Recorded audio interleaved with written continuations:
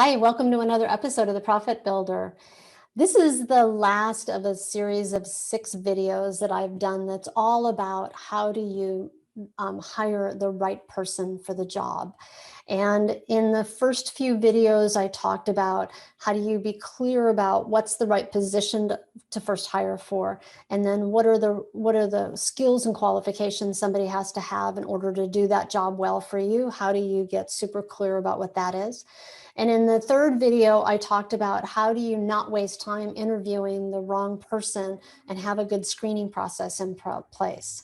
And then the next video, I talked about how do you have a good interview process and good set of practices around interviewing candidates so that when you're finished interviewing, you're really clear about whether or not that person's a right fit for the job in your company. And in that video, we also talked about the fact that a lot of times positions in one company or another can have the same title, but have completely different responsibilities. And the importance of having a good screening process in the interview process, a good set of questions, and how critical that is. Next video that I did, the 5th one, was about how do you evaluate candidates one against the other and how to have a process around that. And I shared with you an example of that. In this video, I want to just talk about, all right, so you've decided that you're going to hire that person. Do you just hire them or do you check references?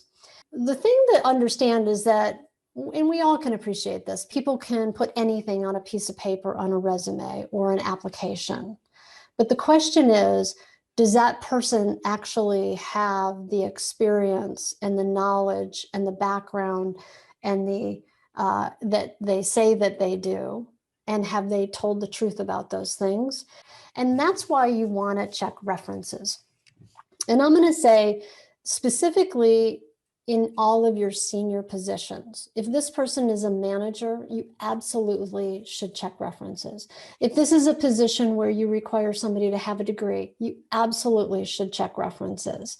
You should check their education. You should, if there's somebody in your finance department, you should do a background check. So let me just talk about each one of those different kind of checks or reference checks individually.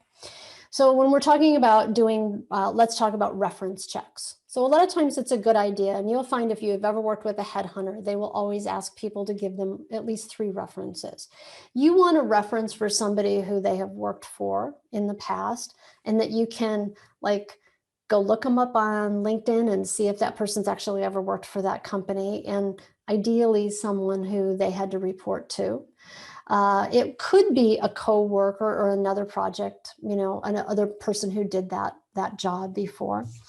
Then you want to also maybe ask for references, like if it was a controller, a CPA might be a good reference to let you get a sense of what kind of shape the books got reported in when it went to the CPA for taxes, that kind of stuff.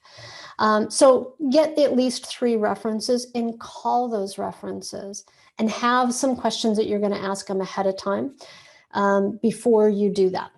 You have to understand, obviously, and we all know this, there's a certain limitation to what you can ask people, but what you're trying to identify in that process of talking to references is to get a sense of somebody's practices, their rigor, their discipline, their character. Did they how did they do it about delivering, following through on promises and agreements? What was your relationship with them? What's the good news and the bad news about them? We all have good news and bad news about us, right?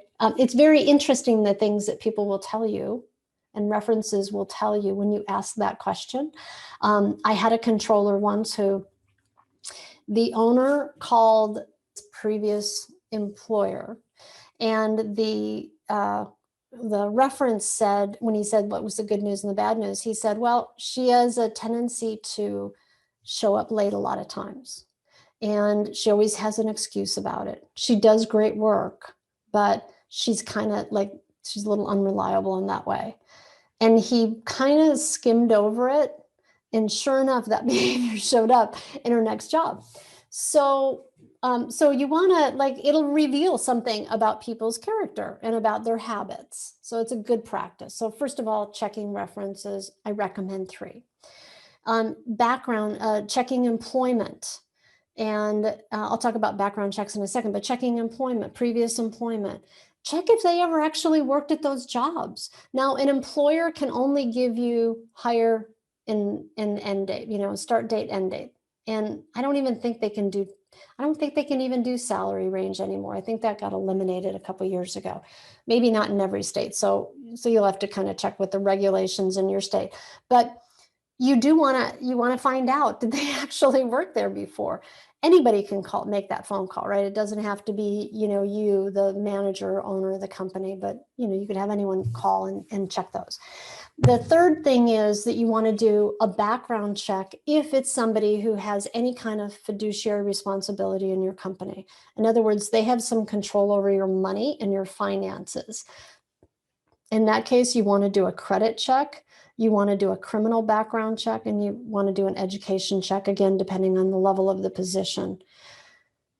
My experience has told me that whenever that hasn't happened, or we couldn't get good information around somebody, I've seen companies get embezzled from people who lied about those things and then had a story around them, and the owner ignored it, and then that person stole from them. So you can have somebody who's like all the boxes get checked, that they're really a right candidate. But taking this extra little step here can really help you in making sure that you're not putting your company in a vulnerable position with the wrong person. Now, in terms of background checks, even reference checks, but also like background checks and what have you, like credit checks, headhunters a lot of times will have services that will do that for you, that you can just have a headhunter do it for you and they'll run that check for you. There's actually online services that will do it, but they won't necessarily do reference checks, but they will do background checks. So those are just some ways that you can do that. Again, before you hire somebody, last step, you want to make sure that you do reference checks, do background, prior employment checks, do background checks if there's somebody who's responsible for the finances in your business.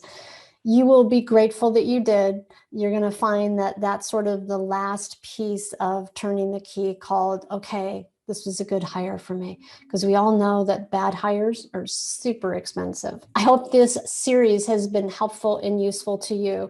All of the videos are available on my blog at suitorbusinessbuilders.com/blog.